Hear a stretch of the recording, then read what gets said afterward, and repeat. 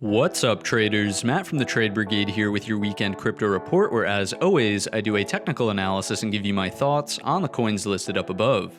You'll notice at the very bottom of our list we've added ApeUSD simply because it's the hot coin of the week, so we'll check in on the smaller time frames just to see if there's a momentum style trade we can take advantage of, but other than that, I'm not overly convinced that it finds a permanent home in our regular lineup. Let's kick things off as we always do with our Bitcoin daily time frame chart. What do we see in front of us? Certainly, as we were discussing in last week's video, we have a micro range inside of a macro range. The micro has been resolved to the upside, and for all intents and purposes, we've made it, the breakout is fulfilled. We've made it to the top end of the macro balance at $45,800 per coin. So to remain bullish on this chart, what do we want to see unfold here? There's really two scenarios, and number one would be a pullback, right? Something that does this, which based on the inverted hammer that's starting to print, a little bit of a longer upper wick there. If it does ultimately print and give us a pullback, we want to see support come in at the top end of the prior balance, which used to be resistance. We would want to see that act as support, right? And that number is $42,000 per coin inside of Bitcoin here. So pullbacks that happen and then give us some sort of hammer candle down here. So something that does this, hammer candle long over the highs, look for the reattempt in short proximity of time to the top end of the macro balance. That number is $45,800 per coin. And then I would take off maybe half the position and then monitor for continuation, a larger breakout of the overall daily range from this perspective, right? That should lead to a more sizable breakout, taking us to the next daily structure, which is up here closer to $51,500 per coin. So there's two ways to trade it. If you're more aggressive and we do get the pullback, you could look to be a buyer down here. Again, monitor for continuation to the top and then a breakout after that. Or if you're a little bit more cautious, you want to see more confirmation, you could watch for the pullback. That's fine. Then your entry is here, looking for the breakout to go to there. Okay, so there's a couple of ways that you can play this type of pullback. Scenario number two, though, would be, let's say that because, technically this candle doesn't close for another 4 hours roughly. Let's say that the candle closes as a solid bullish candle, then we break on the next daily bar, and then we pull back. In that case, I would want to see 45,800 support. That way we are clearly getting a break of this range. We're not going to see a quick look above and fail, right? Something that does this. And we would be confirming that that's now going to act as support, right? A break and retest essentially of 45,800. In that case, you could do the same thing. You could look for pullback buys here or breaks of the recent swing high for then continuation into that $51,500 per coin area. In this instance, your stop loss would of course go below the low of the pullback. However, that tends to unfold around 45,800. So those are two bullish scenarios that I could potentially see unfolding here inside of Bitcoin, noting that, again, the bulls are on parade. You can see solid green-bodied candles on this breakout higher, nice controlled pullback, break the range, and again, solid green bodies on the way up. It's not like we've had really indecisive activity like in here or small-bodied candles like in here. No, bulls are on parade, right? So we are giving the edge to the bulls. However, it would be foolish to not at least acknowledge the possibility of a bearish breakdown, and that would really only come from a failure to hold at 42,000 on a pullback. So if a pullback does this and then breaks that to the downside, then in the shorter time frame, right, on this micro range, we would technically have the look above and fail. We know that the target is always the bottom end of the range, which should take us roughly to $37,750 per coin. So that's Bitcoin in a nutshell. I would lean on scenario number one or two based on what I'm seeing here on the chart in front of us. Let's continue along and talk about Ethereum. This one, you can clearly see, I've already removed the resistance trend line, but we had something that was doing this, right? We're clearly above that resistance trend line. We're coming off of a bull flag breakout, this area right here.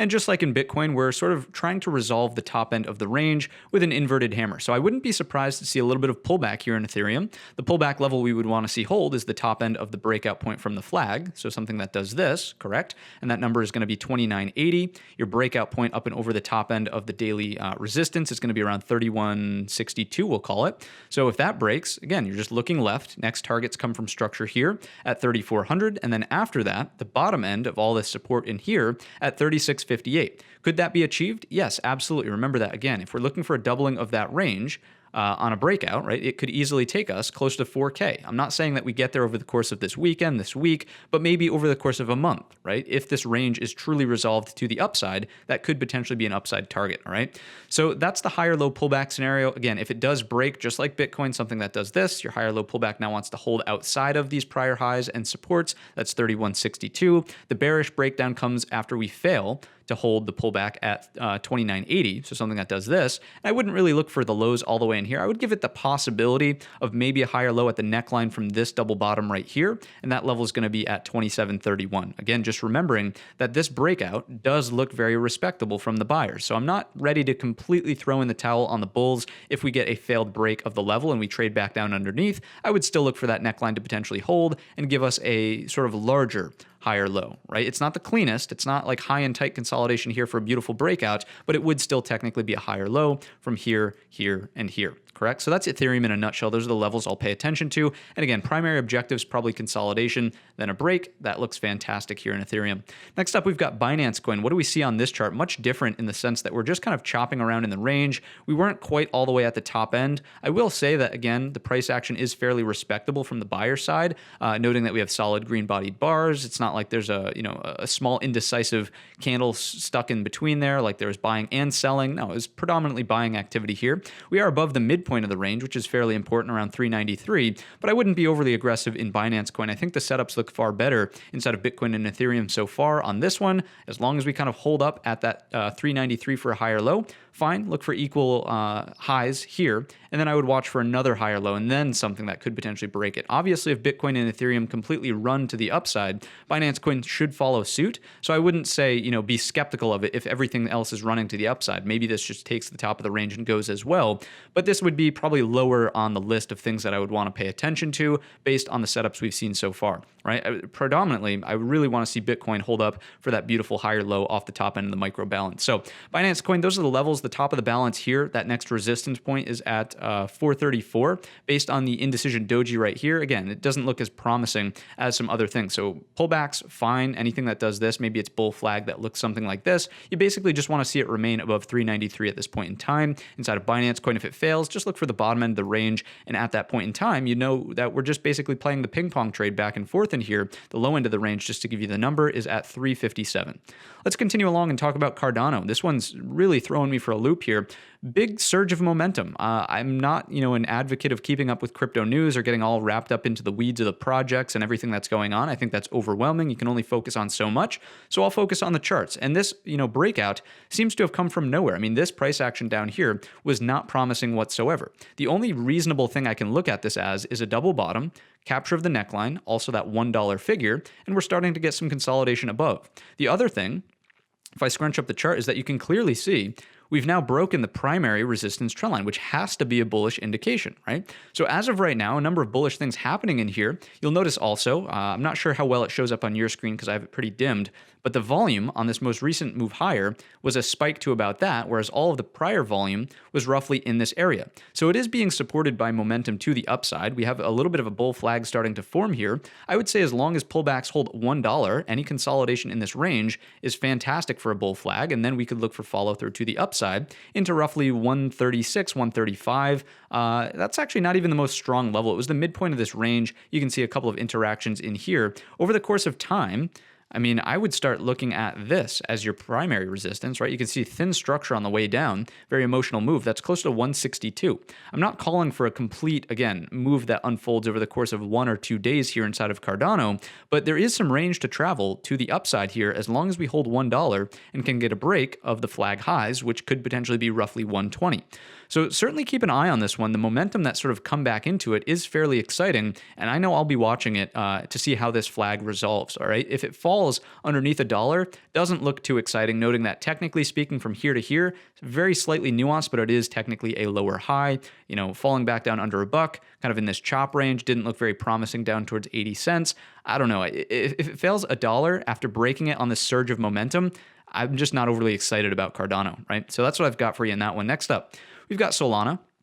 What's going on in Solana? Again, just like Ethereum, we kind of had a resistance trend line that looked like this. Here's your highs. Touch 1, touch 2 was forming here. We've broken that to the upside. We're making equal highs right here. So if you want to classify this as a bit of a range, that's absolutely fine. We would now want to see, let's grab the drawing tool. There we go. We would now want to see that breakout point, just like Ethereum. If you think about this as the flag consolidation, let me zoom in. I know that's probably hard to see. There we go. That's looking probably a little bit better for you guys. So as long as we hold the top end of this prior flag right here, that's 94, we'll call it for round number's sake. Bull flag consolidation breaks up and over 101.50, 102. Break us out of this daily range, and I would just look left and target this area right in here around 120. All right, so that's our upside inside of Solana. After that, it's this big historic flush point. You can see all of the support. When it broke, it really broke. That's going to be around 129. But one step at a time, I would imagine that this set of highs in here does offer some bit of resistance. Just noting that charts have been, the ranges in our crypto spaces have been fairly compressed over the past couple of weeks. Things aren't really like running on insane momentum like they had been prior to that. Okay, so one step at a time. Keep in mind 118, 119, 120 as an upside target before getting overly aggressive to that daily flush. If we fail to hold this on a pullback and we break back down underneath, we kind of just have the ping pong trade in place, right? You could even start to look at this maybe as a double top. If we flush underneath the neckline, which would be 83, look below, and there's quite a ways to fall. We've discussed this in Solana in the past. Low end of the flag consolidation is roughly around 66 from 83. All right, so just be aware of that downside risk if this does start to pan out to the downside. Again, based on the activity that we've seen here so far, it does look like the buyers are fairly strong. We're getting an increase in buying volume as this move is unfolding. So I would give the edge to the bulls, but be patient, wait for that consolidation, confirm the break up and over 101.50, 102, and then get bullish for that trade into this pivot high. Next up, we have Link. What's going on in Link? Clearly up and over that resistance trend line now. Let's zoom in a little bit more. There we go.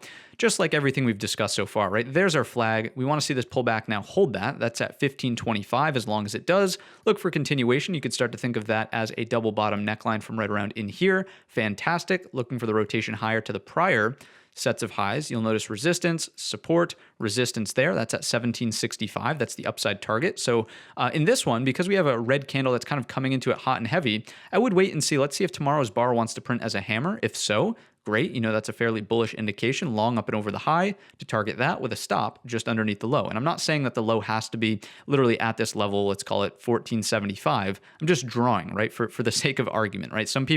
I have people write me all the time and say, oh, it didn't go to the low of your drawing. And it's not the point, right? We're talking about overall themes in the marketplace, okay? So just wanted to clarify that a little bit. So that's Chainlink here in a nutshell. If it fails back down into this range, then you have a look above and fail. Technically, the target should be the bottom end of the range here. And I would start looking for 1253. Again, noting that the buyers are putting in very respectable price action. I wouldn't be biased overly to the downside unless we firmly see like a large red-bodied candle on good volume really come in to support the fact that a breakdown could be taking place. You get the sense that we have lows, higher lows, and we now finally have higher high, right? From that perspective, but also higher high from that perspective as well. So the bulls do seem to be putting up a little bit of a fight here inside of crypto. It looks like many things are starting to reverse to the upside and at least get out of these sideways consolidations. So I would be monitoring many of these coins for follow through to the upside, essentially is what I'm getting at. Let's continue along and talk about Polkadot. This one was looking fairly promising in last week's video, remembering that we had the support trend line already in place. Notice that we've now broken this area of resistance, so the ascending triangle is panning out. We, of course, want to see this area hold at 1977, which it does look like it's holding based on the two lower wicks that are starting to form back to back here. As long as this holds, again, you're fishing for longs down here for rotation into this prior swing high here at 2335. If you're not comfortable getting it on the pullback, look for the break of these highs for your next entry. That number is going to be 2131. So something that does this, consolidates, breaks, boom, there you go. There you get 2335. To the downside, I wouldn't be overly bearish inside of Polkadot. Even if this breaks, it would really take a break of the support trend line for me to get bearish inside of Polkadot. If that happens, we know that depending on time of week, it could coincide with the horizontal level. But if it's early on in the week, I would give it some leeway. Back down underneath that 1975 is what I'm getting at. If tomorrow we make a move back down lower, that's okay, as long as we're above the support trend line. Maybe even on Sunday, right? If the bars are going to form something like this, Sunday's bar is kind of in here, flirting with it. Just make sure the support trend line holds essentially inside of Polkadot. But if it breaks over the course of time, yes, that would be a look above and fail on this overall range right here. A break of the support trend line as well would strike me as a fairly bearish indication, and you could start to look for 16 even coming in from support, and support here. But again, does look like the buyers are putting up a solid move and attempt to get out of this range that we've been trading in for quite some time. Next up, we have Crypto.com coin. What's going on in this one? Quite the wacky chart with all those trend lines crossing basically where we're at. Break of the resistance trend line. So let's clean it up a little bit. We can remove that one. That's much easier on the eyes. You'll notice that we're breaking out of this range right here, inverted hammer. So here's like a perfect example of Bitcoin scenario number 2, right? We've already taken out the top end of the range. We didn't get the pullback first. first and then a break. So what you're watching for is to make sure that this now holds at 44 cents roughly into the future. As of right now, with this upper wick, we are expecting a little bit of pullback, but it's fine if we put in like a next bar that looks like a doji here, even if it's a little bit lower and the lower wick does something like this. As long as we're predominantly spending most of the time above that 45-cent mark, that strikes me as bull flag consolidation above the prior range from right around in here. That's bullish, of course, and boom, you're looking for breakouts into the prior resistance around 51 cents. 50 cents itself might act as a psychological resistance, so keep that in mind. But overall, chart does look good moving outside of this area of balance here. It is holding on to the all-important support trend line from here to here to here. That's still intact. So again, good sign of strength from the buyers, defending the area that they needed to essentially defend to keep us in this short-term well, I would say short term is just compression of range, but overall trying to get out of that, right? We're trying to get out of the compression of range and make moves back to the upside. So let's continue along, talk about Matic. What do we have in Matic here? This one clearly range bound, so something like this. Your level for pullbacks to hold on a very nuanced scale would be this area right here, around 153. Consolidation that happens there strikes me as bullish. Break of prior support, which then flipped resistance, and resistance here as well, should take us to the next target overhead coming from daily structure around 187. That's your bull trade scenario number one. Bull trade scenario number two would be, okay, we do something like this, break and retest, look for pullback buys at that level if it occurs, right? That's your second type of entry. If we crack this level, the 153 that we just discussed, then I would just look for a ping pong trade back down towards the bottom of the range. Just note that we're going sideways, right? Doing something like this, and until we either take out the top or bottom, nothing really changes, right? That's Matic. Next up, we have Luna. What's going on in Luna? Beautiful bull pennant forming here on the daily. It's starting to be more of an ascending triangle than I suppose a bull pennant, but on like a weekly, if we just check this out, I mean, look at that. I suppose it's actually not that pretty on the weekly with these large upper wicks, but you can see that we are continuously putting in higher lows on the weekly time frame, basically equal highs. We're looking for breaks, right? Breaks essentially take us back into all-time highs from the weekly perspective. On the daily, just to be a little bit more nuanced, you get the sense that if we crack up and over 95 roughly, we'll call it for round number's sake, noting that some of those highs are slightly above. If we can crack that with acceptance, look for the all-time high, 103, and then after that, blue sky territory. So this chart still looks fantastic for upside. Remember that it's been the one that's had all the momentum from the beginning. When we first started pointing out that crypto's kind of snoozing out there, it's getting real quiet, Luna was the first one to go. So because it's in this ascending triangle, anyone who has missed this move right here on the way higher is starting to see, okay, bullish pattern is starting to consolidate. If it breaks, I don't want to miss it the second time around. That leads to added buying pressure. Maybe this one does run for all-time highs, right? Don't just assume that it has to do that. But if we start to get breaks of these levels, I would say that there is good relative strength inside of Luna for the bull case. If we start cracking the support trend line, I would just look for this really, the bottom end right here around 77. Anything underneath that is where it gets ugly because we know there's thin structure. But if we just want to chop around and do something like this, I wouldn't be essentially turned off by that on side of Luna, just noting that we're getting sideways price digestion of this overall move. Sometimes you need that. Sometimes you need that, right? Bitcoin is obviously going sideways in a range and it's trying to resolve it to the upside. Maybe Luna, if it breaks the support trend line, starts to resolve this price action sideways in a range, and maybe over the course of time we get a crack back above the top. We'll see, right? Very speculative, but if the support trend line breaks, essentially what I'm getting at is this wouldn't be my first thought to just say, okay, it's going to sink all the way back down towards these lows over here. We've obviously covered many charts that are in a far more bearish position than Luna itself. So that's going to wrap up Luna. Next up, we have Mana, Decentraland, our metaverse play, metaverse coin to be watching. Break of the resistance trend line. Let's remove that, clean up the chart a little bit. Break of this horizontal area as well over the past 2 days, getting a little bit of a pullback, just like we've discussed in everything. You know the deal. You do want to see that act as support now. So 250. As long as we remain above 250, remain bullish inside of Decentraland, starting to form higher lows, higher highs as well, looking for trend continuation. If we pull back into 250 and you start to see any intraday bullish patterns on like an hourly, a 30-minute, a 15-minute chart, look for buying opportunities there, and then your swing would be back up to this area right here, around 283. All right, so that's the bull trade here inside of Decentraland and mana. After that, the range really opens up. So if you're not, if you're not too comfortable with just trading for this smaller range right here, I would say that's fine. Wait for the higher low again, maybe some sort of equal highs up here. And then when that breaks, maybe that's where you start to step in and say, okay, there's a stronger range to start trading for here inside of Decentraland. Anything underneath 250 doesn't seem too promising to me. We'll get rid of this level. And instead, it really is probably just a move back down to here. The lows around 225. Again, it's a 25-cent move,